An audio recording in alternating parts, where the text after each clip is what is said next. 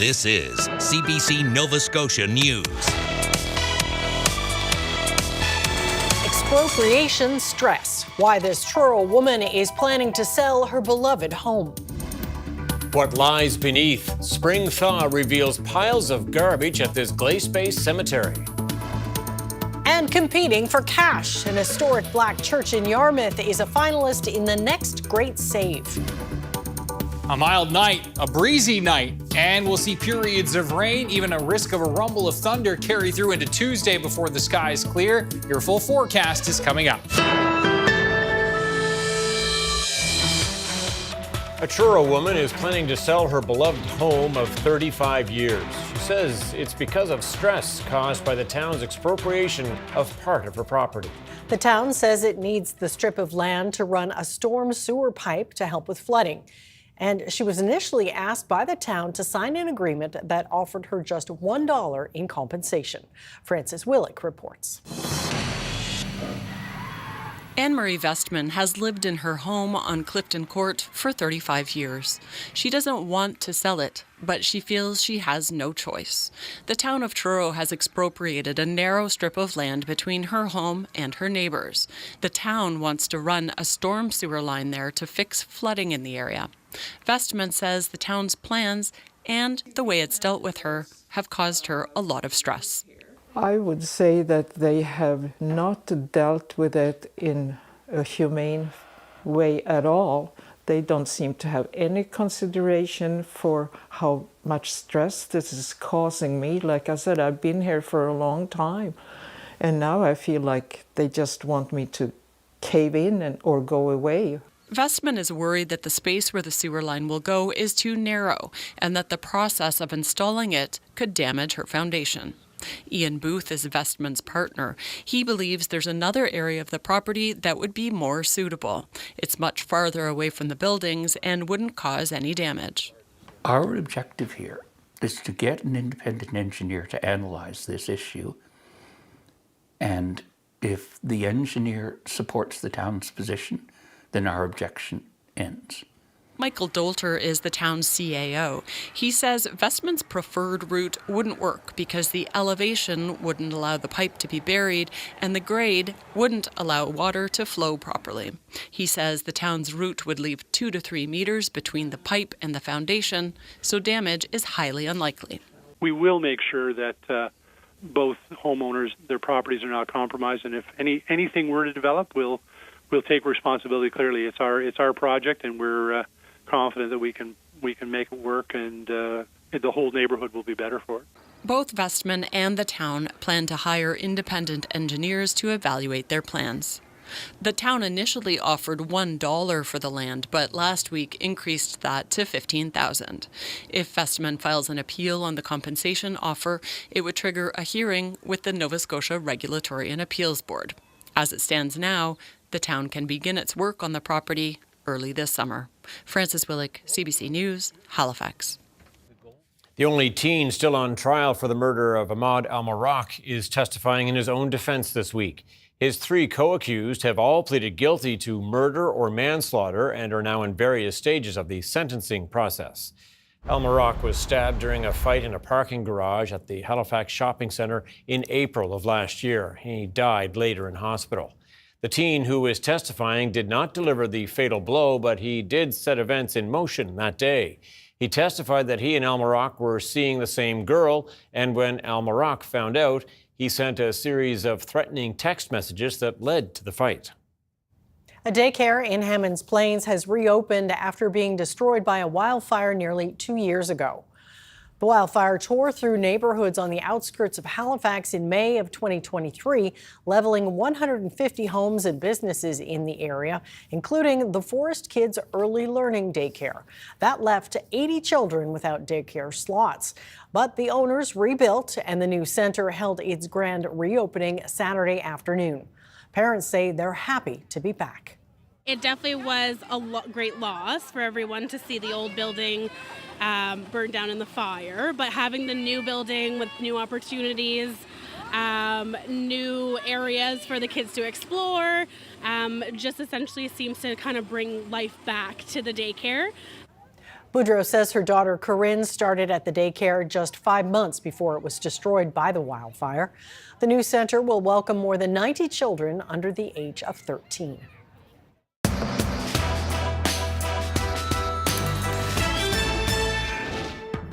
People's Party leader Maxime Bernier made a campaign stop in Dartmouth today. The former Conservative cabinet minister is running for the third time under the party he formed in 2018. Bernier's platform includes promises to do away with so-called, quote, woke policies related to diversity, equity, and inclusion. Bernier says that the frontrunners in this election are sending Canada, quote, down the drain. We are so different than the Liberals and the Conservatives on the most important issues for the future of this country. If you believe in this country, if you want to have a prosperous country, you need to support our candidates here in Nova Scotia and all across the country. The People's Party has never won a seat in Parliament. In the 2021 election, it captured about 5% of the vote nationally.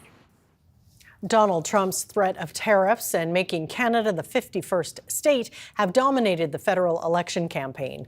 But will those threats lead to higher voter turnout this election? Some voters in Halifax say the U.S. president's constant comments about Canada are motivating them to cast a ballot. I'm hoping that we're going to see a better turnout this time. I think it's really obviously an important concern for Canadians. And I think it will kind of spur it on a bit. I'm hoping so anyway. For sure. Yeah. Why do you think that is? I just think it's a big enough deal. It affects everybody and has some real implications. I hope so. I think it will. Yeah. I think there's like a lot at stake. I feel like lots of people want change. Especially it's been like a long time, so I think lots of people will come out and have their opinion heard.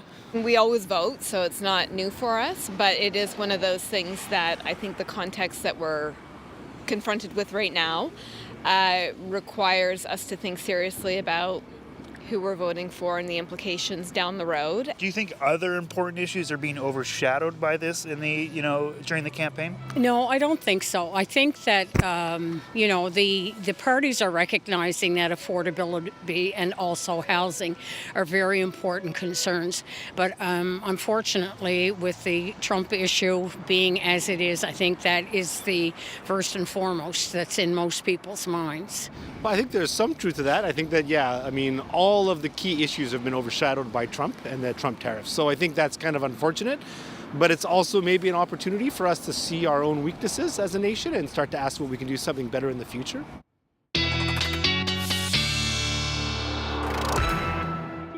Ryan Snoddon with us now, and there has been lots to track in the Weather Centre of late. Yes, it sounds like we're in for some wet weather. Yeah, that's right. And a busy week shaping up. This system that's rolling in as we speak is just the first of three that we're watching for this week. And a mild night tonight. Rainfall warnings in effect. And we'll see those scattered showers and drizzle turn to some steadier periods of rain overnight.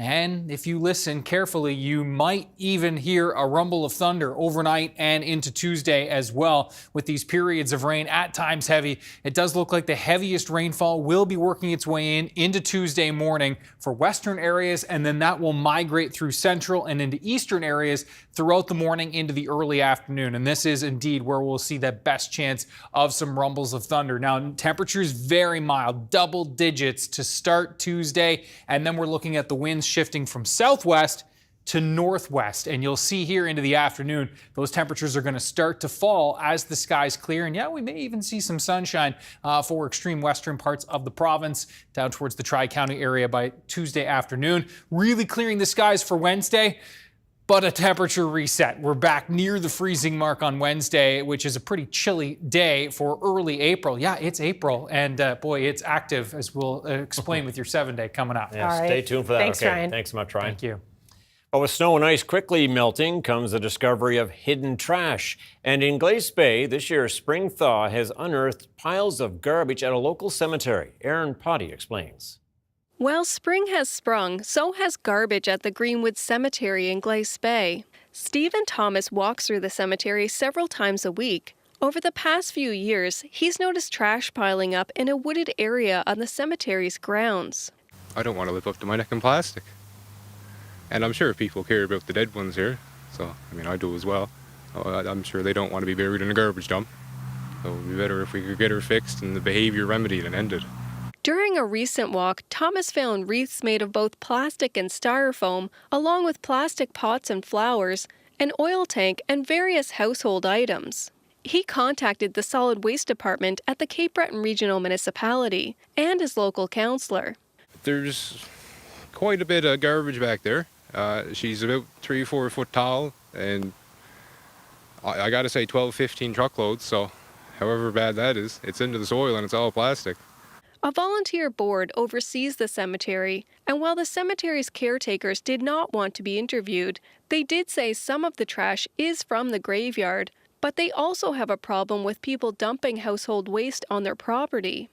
CBRM says illegal dumping has been a long-standing problem in the municipality. With the snow clearing, we do notice that there's an increase in calls.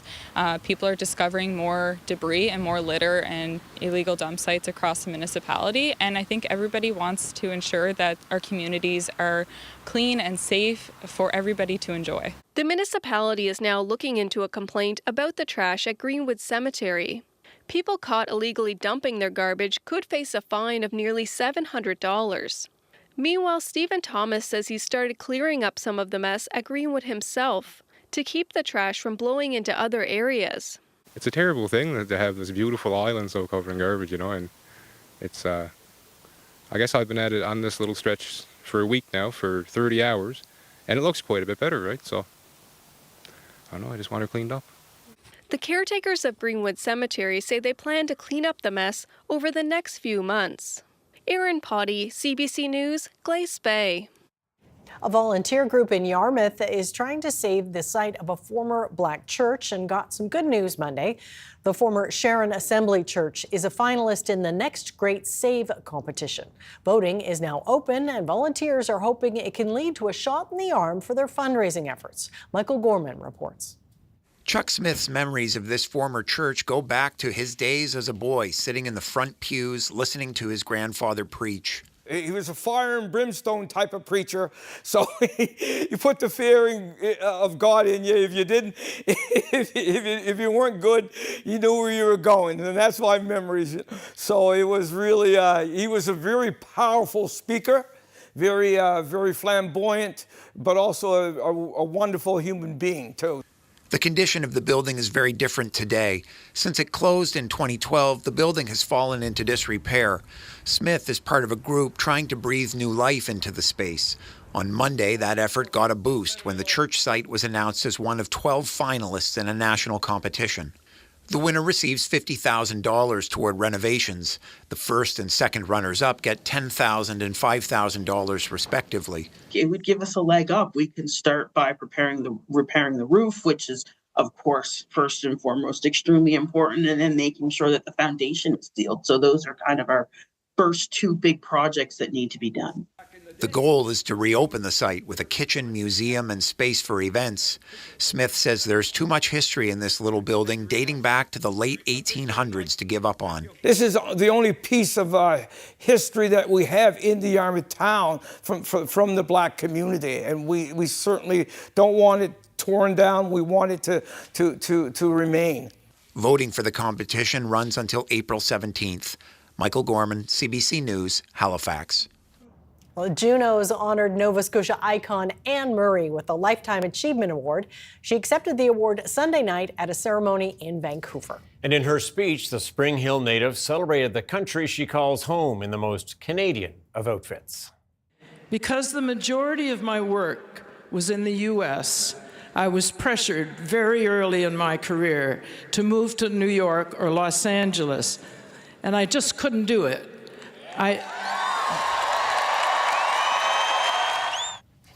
Murray said Canada was her safe haven, safety blanket, and light at the end of the tunnel. She says it still is. Murray is the most Juno-awarded artist of all time. She's won 25 Junos, 4 Grammys, and even more country music awards both in Canada and the U.S. It was the highlight of the evening for many who have followed her career.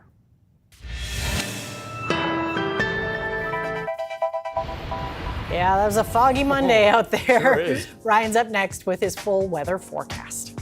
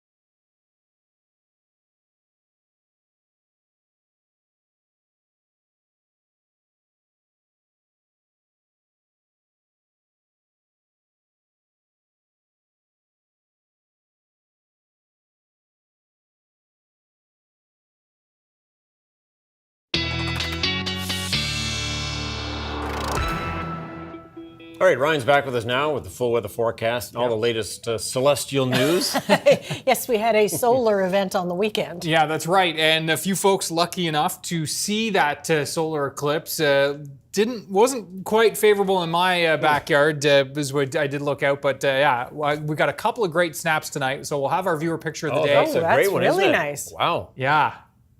Diane Irwin. Diane did a great job of That's that. fantastic. Yeah. Northport, Nova Scotia. And yeah, this is one of two we'll feature on the show tonight. So stick around for the viewer picture of the day. Here, It's Ryan. a teaser. Little teaser for you. Yeah, and not much sun to be had today, obviously. This is a live shot of Lunenburg, and you can see, some fog patches there. Clouds have been pretty dominant. Temperatures on the rise as we look at the rainfall warning that is in effect across the province. We still are looking at a freezing rain warning in effect and a lace of wet wind warning in through northern parts of Inverness County. The freezing rain warning in effect for Inverness North as well as Victoria County as the temperatures are borderline there. The rainfall, as you can see, we're looking at a widespread 20 to 50 millimeters of rain. Now, the best chances of getting into that 30, 40, 50 millimeter range is indeed going to be along the Atlantic coastline, but could see those types of amounts even up towards Cobequid Bay and into northern Cape Breton as well.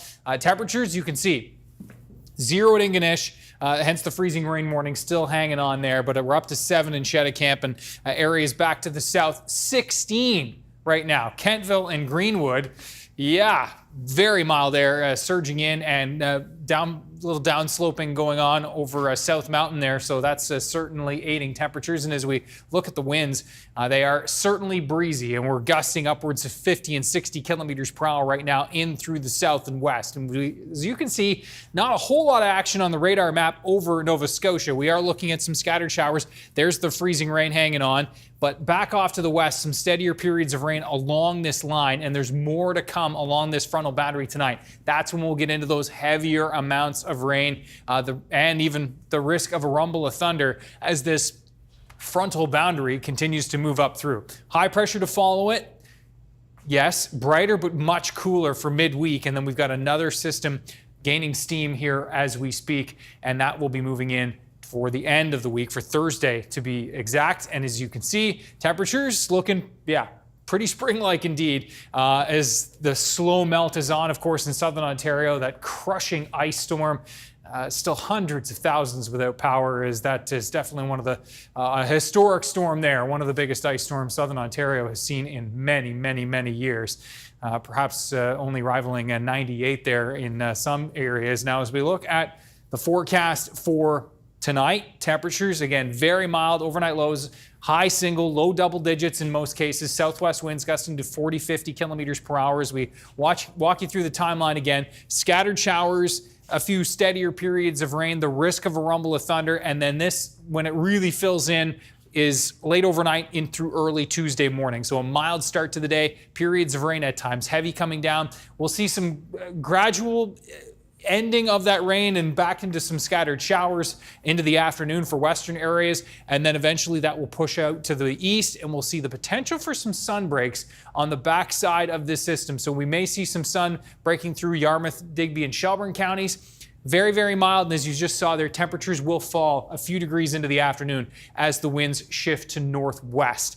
We'll look at some quieter conditions for Wednesday, thankfully. Area of high pressure moving in, and we're talking about, some clouds into the afternoon, but overall a pretty fine day. Temperatures ranging from about 1 to 3 degrees for most, a little cooler in through Cape Breton, likely hanging at and just below the freezing mark. And then our next system, and this looks set to spread some snow in through Thursday morning.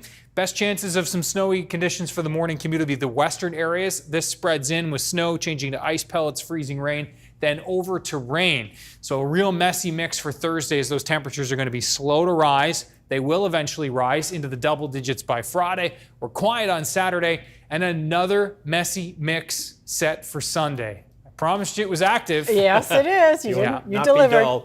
Okay, thanks, Ryan. Thanks, Ryan. Thank you.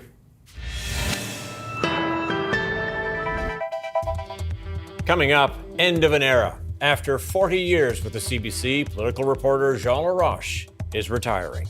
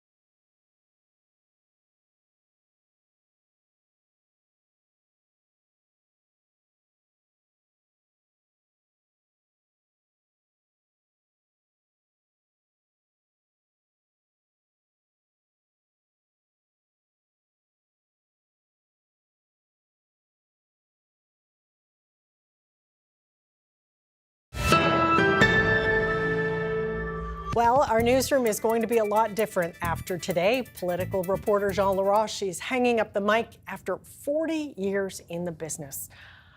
Today's your last day. How are you feeling? A lot of emotions going through. Obviously, I've had a very varied and I hope successful career, and it's going to be hard not being ending a sentence with CBC News Halifax, exactly. right? But we all have to kind of move on, and I'm looking forward to spending more time with Catherine and my boys and seeing the country and doing all the things that people normally do when they're not being a reporter. So decades covering politics, how much has it changed? What are the differences you've seen? Oh, it's huge. In terms of simply having access to the people you need to talk to, I mean, you would remember there was a time where if you wanted the premier, I walked across the street at one government, took the elevator to the 7th floor and asked the receptionist, can the premier see me? And that worked 9 times out of 10, and we don't have that kind of access. Used to be able to talk to some of the bureaucrats, senior officials who were in charge of different programs. That doesn't happen anymore unless you arrange it through somebody, a handler, if you will. And there's a lot less of that spontaneity we used to have in the kind of scrums we had at Province House, where there were a ton of reporters and there was one cabinet minister or premier at the center of it, and there were rapid fire questions. All that has changed, and so it's a very different way of doing this business at Province House. Well, you talk about access. It was before you and I covered politics, but with Buchanan, he gave out his home phone number, and they would answer the phone at home. Hi, Mavis. Is John there? Can you put him on? That sort of thing. And yeah, you're right. That simply doesn't exist anymore. And I think we're all the poorer for it, because I think it is the job of people in leadership roles or in governments to be able to explain their policies, explain their actions, and be held to account. Many politicians don't see that as part of the equation anymore. They will go around the reporters or over to social media and get their message out that way, completely unfiltered. All right, you've filed thousands of stories for the web, for radio, for TV. What sticks out for you the most? There must be a few that are really memorable. Maybe just one. I don't think I could pick. It's like, which one's your favorite child? Yeah. No. Yeah. I think what strikes me about all that is the generosity of people who are willing to not only meet with you, but in some cases tell you about the most horrendous part of their lives and be able to share that so that you can then retell their story. And I think that's what I retain. I mean, whether it was the father who had lost his job and it was Christmas Eve and he didn't have enough money to buy his kids presents. I remember doing that story when I was a young reporter, and this man sitting at the table crying with his sons around them. And that I've carried that forward in the sense that there's a tremendous responsibility to be able to tell those stories in a fair and accurate way and with compassion and kindness. And I've tried to do that. You've done it very well. Well, thank you. That's very kind. Well, you know, as one generation of reporters moves on, there are younger journalists coming up through the ranks. What's your advice to them? It's be kind. Be persistent. Don't make just one call, make 7. Don't take no for an answer. And try your best to imbue your reporting with the compassion and caring that you carry on in real life. I think people see genuineness. They see somebody trying to do the right thing, and that comes through in your reporting. Now, you've been cleaning out your desk here at the office and also down at your office down at the Ledge. What have you found? Well, I mean, other than... You're a bit of a collector, of course. A bit of a pack rat. I found all sorts of stuff, T-shirts from leadership campaigns. I have hundreds of campaign buttons, which you can have. Just come down to Province House. I'll let you into my room and you pick out your favorite. And of course, I think you remember the story I did on the electric toilet seat from the Buchanan era. I hope and pray that that finds its way into a museum somewhere, maybe the Museum of Industry in Stellan, because it is a piece of our political history that people should know about and should see. What's next for you? I don't know. You know? What do you get? Catherine and I are going to pack up the car this summer and go visit our youngest son who's moved to Yellowknife. So that'll be a good 6-week to 2-month trip. After that, the world is my oyster. I don't know what I will do, but I'll do something. Well, you've been a tremendous colleague and an even better friend. And I, for one, am very much going to miss you around here. Don't cry. Okay. I'm trying not to. All right. Take care. Merci. Bye. Thanks, Amy. Yeah, we're going to miss you around here, Jean. Have a great retirement. We're also saying goodbye today to one of our most trusted, multi-talented staff members. Rob Short worked as a videographer, editor, and graphics designer. He can do it all. But after 33 years at the CBC, Rob retired today as well. And we all wish him the very best.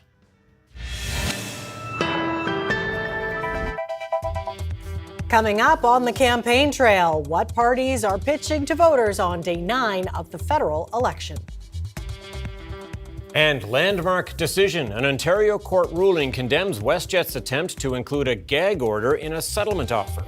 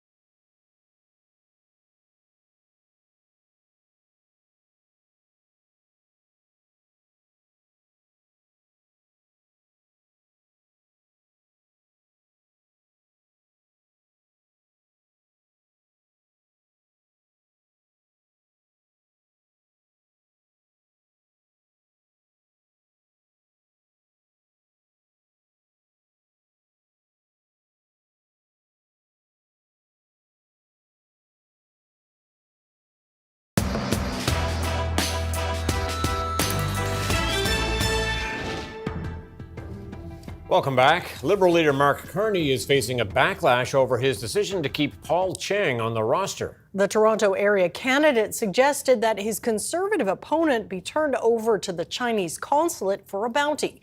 As Ashley Burke reports, calls are growing for Carney to reverse course. Mark Carney starting week 2 of his campaign defending one of his candidates, but not what he said. I view this as a teachable moment. The Liberal leader deciding to keep Paul Cheng on as a candidate in the Toronto area, despite mounting calls to drop him.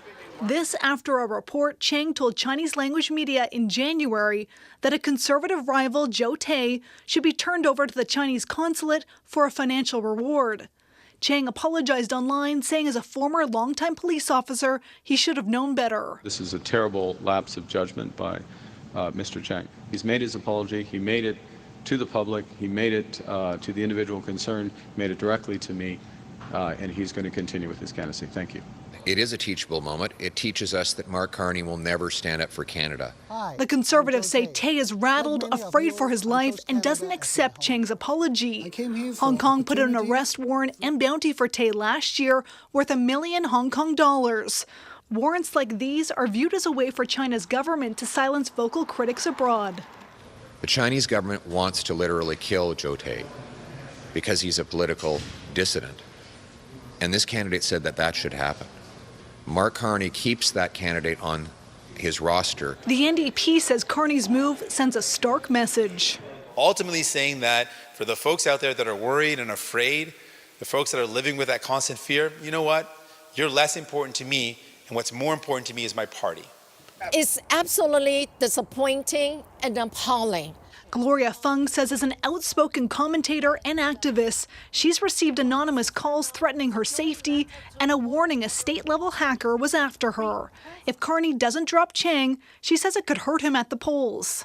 A lot of diaspora community members who are direct victims of transnational repression and foreign interference will be very disappointed, and they will reflect their feeling in the coming 2025 election.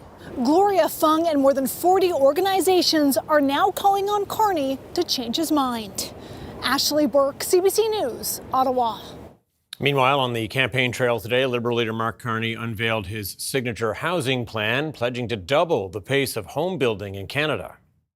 We will drive a huge increase in housing supply so we can bring costs down for Canadians. We will build at a pace not seen since the Second World War. Carney is promising to boost construction to 500,000 new homes a year over the next decade. He says his government would create a standalone entity called Build Canada Homes that would act as a developer overseeing the construction. It would provide tens of billions in financing to new affordable housing projects across the country. Build Canada Homes, or BHC, would also issue bulk orders of prefabricated and modular homes to create sustained demand. And staying on the campaign trail, Conservative leader Pierre Poilievre is promising to create a national energy corridor. He says it would expedite approvals for major infrastructure projects to help ship resources across the Atlantic to Europe. As the CBC's Evan Dyer reports, Poilievre says it would lower Canada's dependency on the U.S.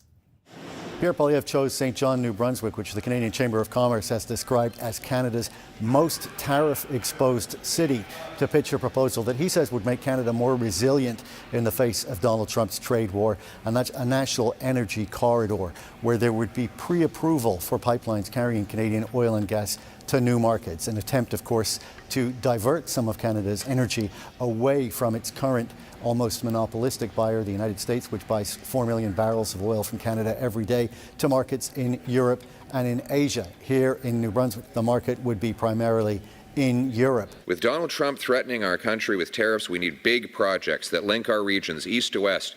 We need to be able to get our resources across Canada, bypassing America, so we can trade more with each other and sell our resources to the world.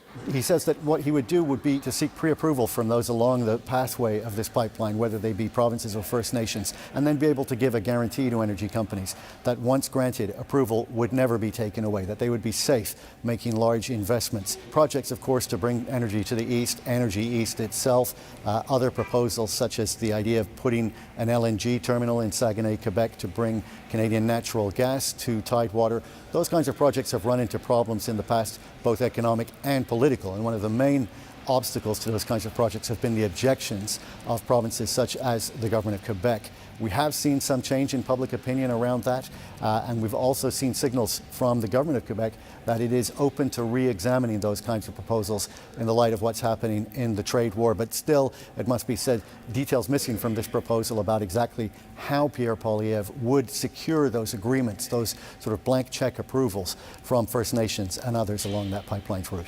Evan Dyer, CBC News in St. John, New Brunswick.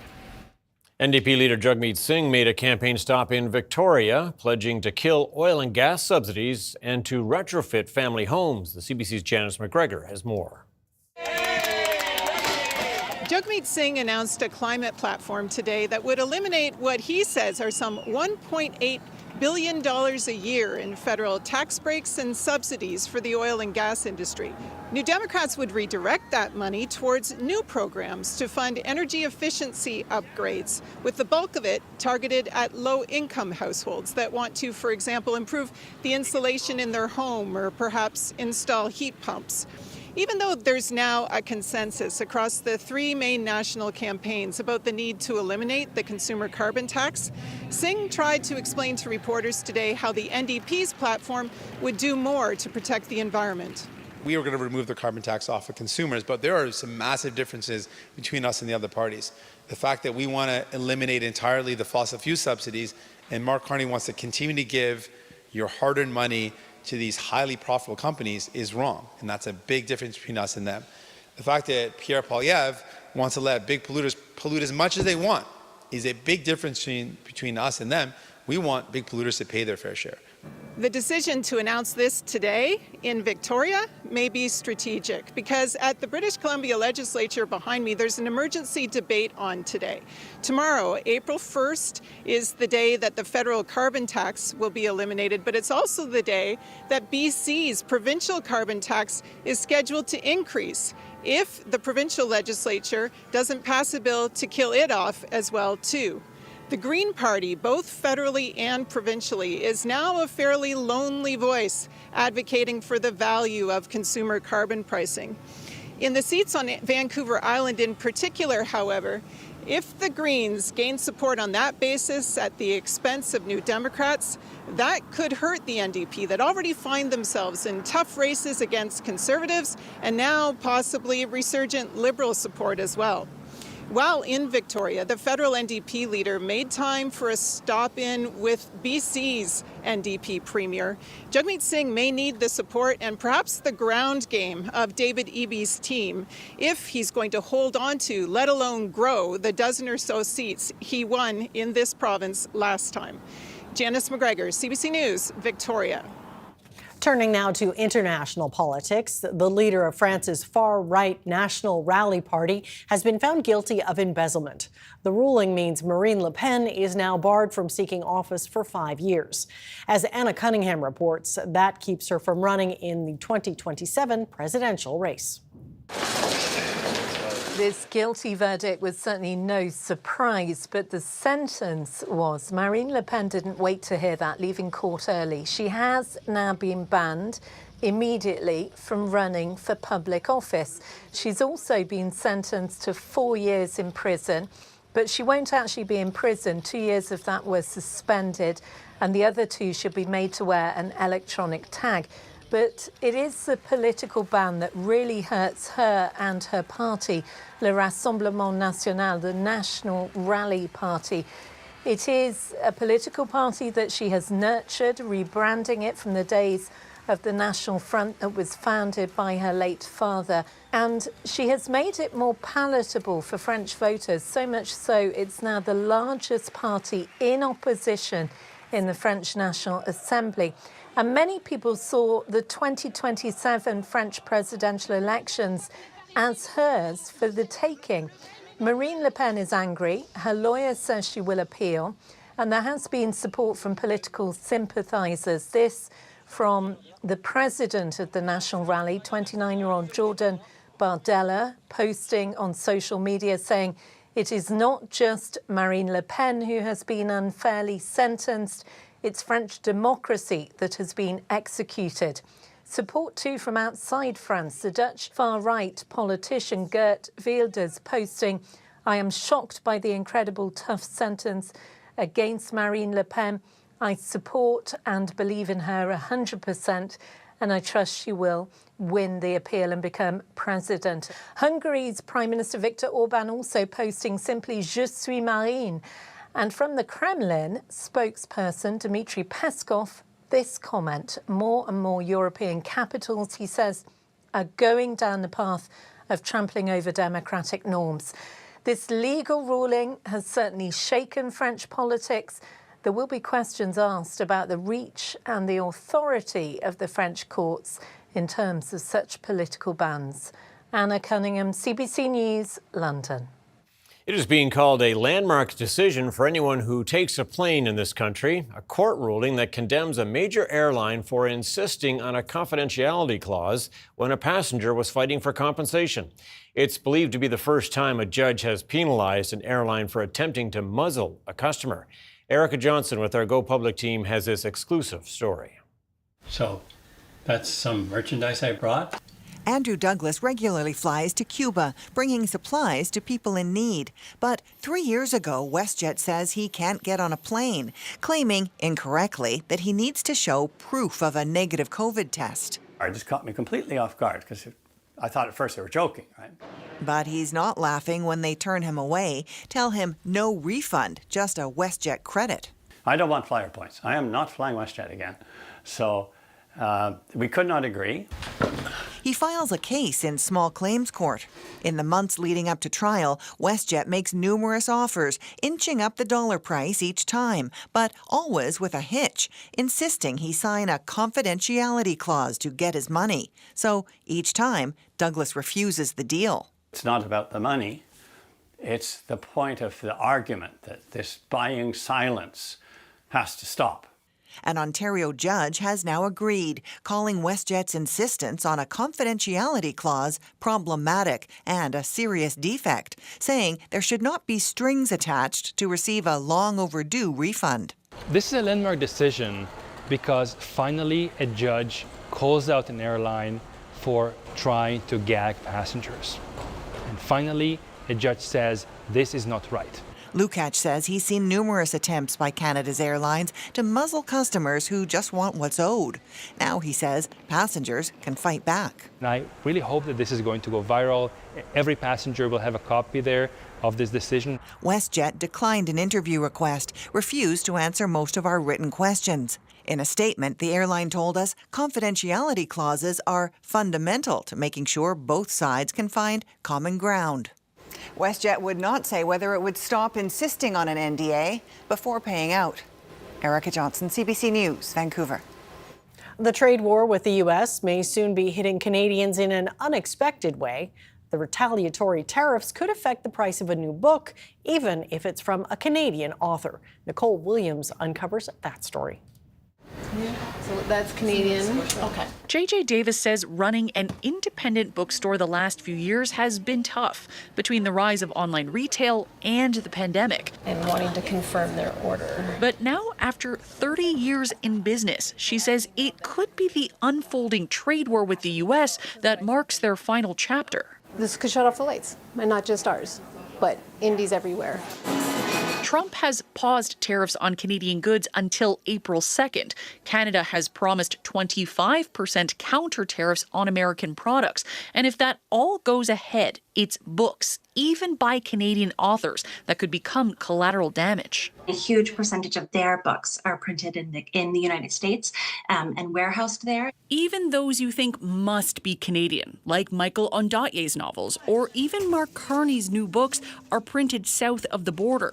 So they'd likely get slapped with a 25% tariff, ultimately driving up the cost for readers. To have that thought of like the cost changing, it scares me a little bit, specifically for what I do for everyday work, and then also my kids' access to books.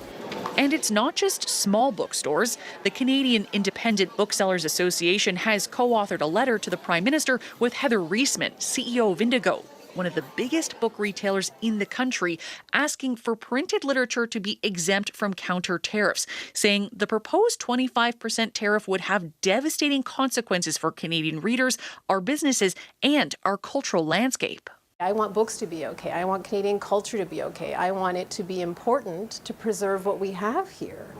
The federal government says it's still considering whether books will be included in counter tariffs, but booksellers and publishers can make cases for exemptions. Nicole Williams, CBC News, Ottawa. Canada's main stock index rose today, led by strength in energy and industrial stocks as the price of oil climbed, while U.S. markets were mixed. Here's a look at where things closed as we head to commercial break.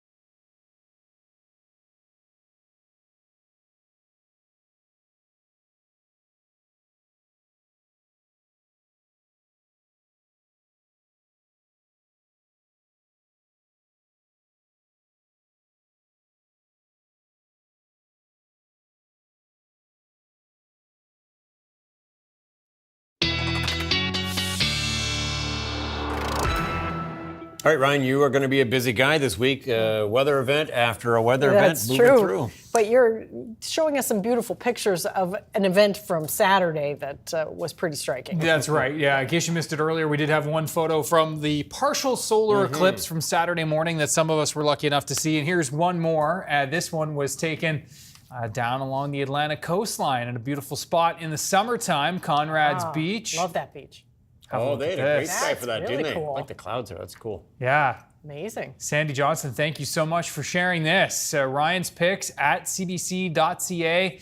And yeah, no more solar eclipses in the near term, but lots of beautiful spring picks to share over the next couple of days already. The inbox nice and full of those. Keep them coming. Rainfall warning in effect across the province. Still a freezing rain warning in effect at this hour. That will be dropped as those temperatures will continue to rise in northern Cape Breton.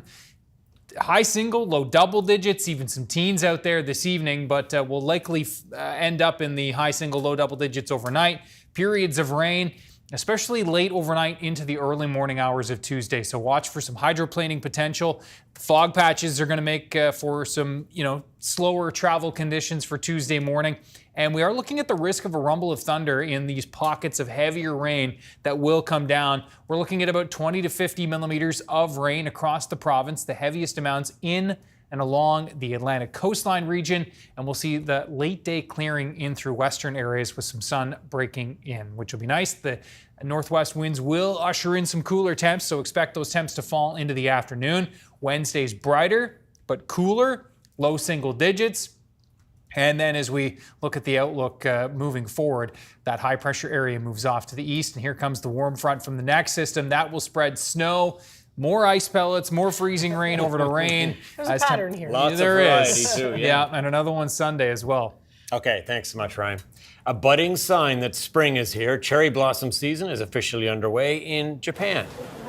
The country's meteorological agency announced the start of the season in Tokyo last week, 5 days earlier than last year's start. The city is currently experiencing warmer than usual weather, and cherry blossoms, also called sakura, are known for being extra sensitive to temperature changes. They're also well known as Japan's favorite flower, deeply influencing the culture for centuries. Sakura are regarded as a symbol of life, death, and rebirth. They are expected to reach their peak this week. In Canada, cherry blossom season usually gets underway between late March and early May. Something to look forward to. Looking forward to that for sure. That's it for us tonight. Thanks so much for watching. We'll see you next time. Good night. Good night.